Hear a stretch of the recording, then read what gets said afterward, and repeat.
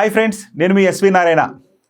ఈరోజు నేను మీ ముందుకు రావడానికి ప్రధాన కారణం ఈరోజు వార్తాపత్రికలో వచ్చినటువంటి ఎస్ఐ కానిస్టేబుల్ ఫిజికల్ టెస్ట్కి సంబంధించినటువంటి ఒక ప్రధానమైనటువంటి వార్త. ఏంటయ్యా వార్త అంటే, ఒక అంశంలో ఉత్తీర్ణులైతేనే మరొక దానికి అన్నటువంటి అంశాన్ని దృష్టిలో పెట్టుకొని అసలు ఏంటిది, గతంలో ఏ విధంగా ఉంది, ఇప్పుడు ఏ విధంగా ఫిజికల్ టెస్టులు నిర్వహించబోతున్నారు, అప్పటికి ఇప్పటికీ ఉన్నటువంటి మార్పులు ఏంటి మొదలైన విషయాలను ఇప్పుడు మనం చూద్దాం. ఎస్ఐ కానిస్టేబుల్ స్థాయి నియామక ప్రక్రియలో తెలంగాణ రాష్ట్ర స్థాయి పోలీస్ నియామక మండలి, దీన్నే మనం ఏమంటున్నామండి, Telangana state level police recruitment board అంటున్నాం. ఇది ఈసారి ఫిజికల్ ఈవెంట్స్ నిర్వహణలో వడపోత విధానాన్ని అమలు చేయబోతుందని చెప్పి ప్రధానంగా మన అంశం. మరి గతంలో ఏ విధంగా ఉండేది ఫిజికల్ టెస్టులు, ఇప్పుడు ఏ విధంగా ఉంటున్నాయి అనే అంశాన్ని ఇప్పుడు మనం చూద్దాం. ఎందుకంటే ఈ వడపోత విధానాన్ని అనుసరించడానికి ప్రధాన కారణం ఏంటంటే, మనకి ఫిజికల్ టెస్ట్లో ఈ వడపోత అనేది ఈ నియామక ప్రక్రియని ఈజీ చేస్తుంది. ఏ విధంగా ఈజీ చేస్తుంది, అసలుకి ఎట్లాగా దీనిని నిర్వహించనున్నారు అనేటువంటి విషయాన్ని ఇప్పుడు మనం చూద్దాం.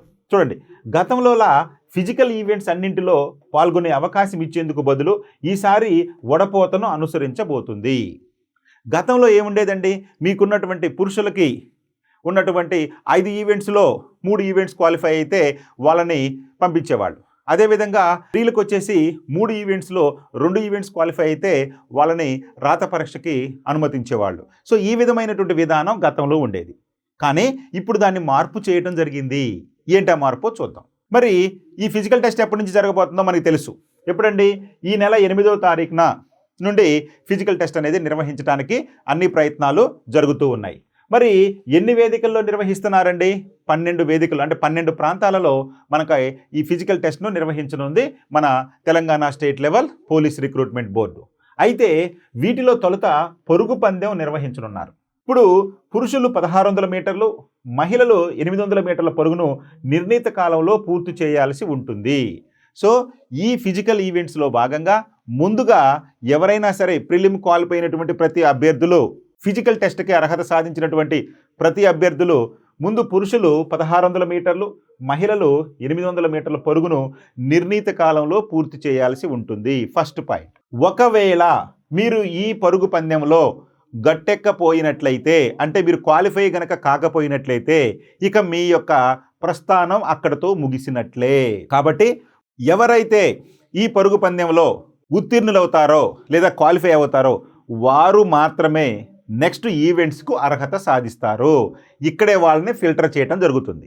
కాబట్టి జాగ్రత్తగా గుర్తుపెట్టుకోండి, పురుషులు 1600 మీటర్లు, స్త్రీలు 800 మీటర్లో నియమిత టైంలో ఎవరైతే రీచ్ అవుతారో వాళ్ళు మాత్రమే నెక్స్ట్ స్టేజ్కు అర్హత సాధిస్తారు. ఒకవేళ సాధించకపోతే మీ ప్రస్థానం అక్కడతో ఆగినట్లే. జాగ్రత్తగా గుర్తుపెట్టుకోండి. మరి గతంలో ఇలా ఉండేది కాదు. గతంలో ఎలా ఉండేదండి చూద్దాం. గతంలో ఎలా ఉండేది, అప్పట్లో తొలుత అభ్యర్థులు శారీరక కొలతలను తీసుకునేవారు. పురుష అభ్యర్థులు ఎత్తు, ఛాతీ కొలతలు, మహిళా అభ్యర్థులు ఎత్తును పరిగణలోకి తీసుకునేవాళ్ళు. ముందుగా ఎవరైతే ప్రిలిమినరీ క్వాలిఫై అయ్యారో వాళ్ళతోటి ముందు ఫిజికల్ మెజర్మెంట్ టెస్ట్ని చేసేవాళ్ళు. ఆ ఫిజికల్ మెజర్మెంట్ టెస్ట్ తర్వాత అప్పుడు ఎఫిషియన్సీ టెస్ట్ స్టార్ట్ చేసేవాళ్ళు. ఎప్పుడు గతంలో. సో ఈ విధంగా పురుషులకి ఎత్తుని, ఛాతీ కొలతలు చూసేవాళ్ళు, మహిళా అభ్యర్థులకు ఎత్తును తీసుకునేవాళ్ళు. అంతేకాదు, అవి నిర్ణీత ప్రమాణాలకు అనుగుణంగా ఉంటేనే తదుపరి ఈవెంట్లో పాల్గొనేందుకు అనుమతించేవారు. ఏంటి ఆ ఈవెంట్లు?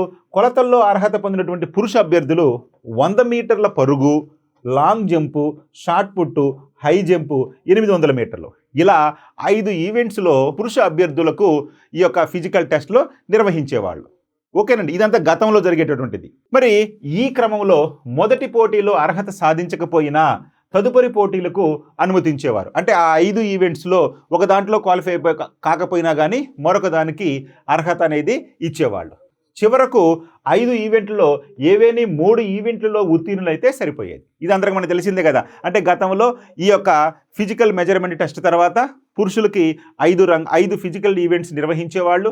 ఈ 5 ఫిజికల్ ఈవెంట్స్ ఏ ఒకటి క్వాలిఫై కాకపోయినా కానీ మరొక దానికి అర్హతనిచ్చేవాళ్ళు. అంతిమంగా 5 ఈవెంట్స్లో 3 ఈవెంట్స్లు క్వాలిఫై అయితే వాళ్ళకి అర్హత ఇచ్చేవాళ్ళు మెయిన్స్ రాయటానికి. ఇది గతంలో ఉన్నటువంటి విధానం పురుషులకి. మరి స్త్రీలకి ఏ విధంగా ఉండేదండి? అలాగే మహిళా అభ్యర్థులకు 100 మీటర్ల పరుగు, లాంగ్ జంపు, షార్ట్ పుట్ అంశాల్లో పాల్గొనేవారు. ఏవేని రెండింటిలో అర్హత సాధిస్తే ఉత్తీర్ణులైనట్టు పరిగణించేవాళ్ళు. మరి మహిళా అభ్యర్థులకు ఎట్లా ఉండేదండి? 3 ఈవెంట్లు నిర్వహించేవాళ్ళు. ఈ 3 ఈవెంట్లలో 2 ఈవెంట్లు క్వాలిఫై అయినా కానీ వాళ్ళను ఉత్తీర్ణులైనట్టుగా మెయిన్స్ పరీక్షకు అర్హత సాధించినట్లుగా ప్రకటించేవాళ్ళు. సో ఇది మొత్తం కూడా గతంలో ఉన్నటువంటి విధానం. సో గతంలో ముందుగా ఈ యొక్క ఫిజికల్ మెజర్మెంట్ టెస్ట్ నిర్వహించి ఆ ఫిజికల్ మెజర్మెంట్ టెస్ట్లో క్వాలిఫై అయినటువంటి వాళ్ళకి పురుషులకైతే 5 రంగాలలో, స్త్రీలకైతే 3 రంగాలలో ఫిజికల్ టెస్ట్ నిర్వహించి అందుట్లో పురుషులైతే 3 క్వాలిఫై అయినా, స్త్రీలైతే 2 క్వాలిఫై అయినా వాళ్ళను మెయిన్కి అర్హత సాధించేటట్లు చేసేవాళ్ళు. ఇది గతంలో ఉన్నటువంటి విధానం. కానీ ఇప్పుడు మారినటువంటి విధానం ఏం చెప్తుందండి?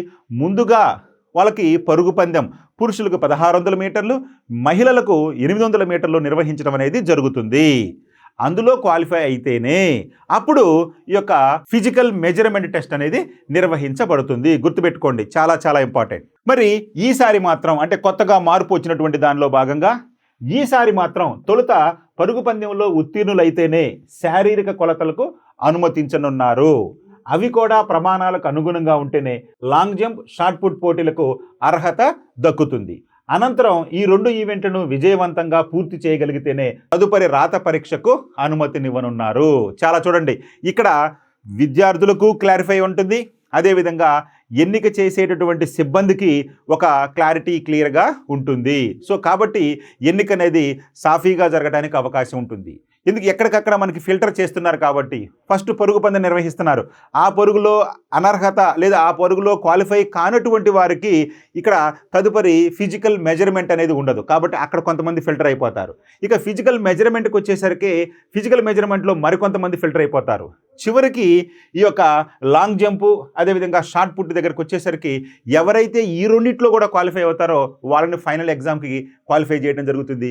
ఇది చాలా చాలా ఇంపార్టెంట్, మీరు గుర్తుపెట్టుకోవాలి. ఈ యొక్క ఎస్ఐ కానిస్టేబుల్ ఫిజికల్ టెస్ట్కి ప్రిపేర్ అవుతున్నటువంటి ప్రతి ఒక్కళ్ళు ఇది గుర్తుపెట్టుకోవాల్సినటువంటి అంశం. కాబట్టి చూడండి, సో మొదటగా లాంగ్ జంపు, ఆ తర్వాత షార్ట్ పుట్లకు అర్హత తగ్గుతుంది. ఈ రెండిట్లో కూడా ఏ ఒక్కటి మళ్ళీ డిస్క్వాలిఫై అయినా కానీ, ఏ ఒక్కటి అర్హత సాధించకపోయినా కానీ మళ్ళీ మీరు మెయిన్స్ పరీక్షకు అర్హత సాధించినట్టు కాదు. ఏ స్టేజీలోనైనా కానీ మీరు క్వాలిఫై కాకపోతే అక్కడితోటే మీ ప్రస్థానం ముగుస్తుంది. మొదటగా పరుగు పందెం, ఆ తర్వాత ఫిజికల్ మెజర్మెంట్ టెస్టు, ఆ తర్వాత లాంగ్ జంపు, ఆ తర్వాత హై జంపు. ఈ 4ంట్లో ఎక్కడ ఏ స్టేజ్లో మీరు ఆగిపోయినా కానీ అక్కడితోటి మీ ప్రస్థానం అనేది ముగుస్తుంది. జాగ్రత్తగా గుర్తుపెట్టుకోండి. ప్రతి ఒక్కటి మీకు చాలా చాలా కత్తి మీద సాము లాంటిదే. అందుకనే దీన్ని నాకౌట్ స్థాయిలో తీసుకురావడం అనేది జరిగిందని చెప్పి మనం పేర్కొనటం జరిగింది. అంతే కదా, నాకౌట్లో ఎప్పుడు ఓడిపోతే అప్పుడు వెళ్ళిపోతారు బయటికి.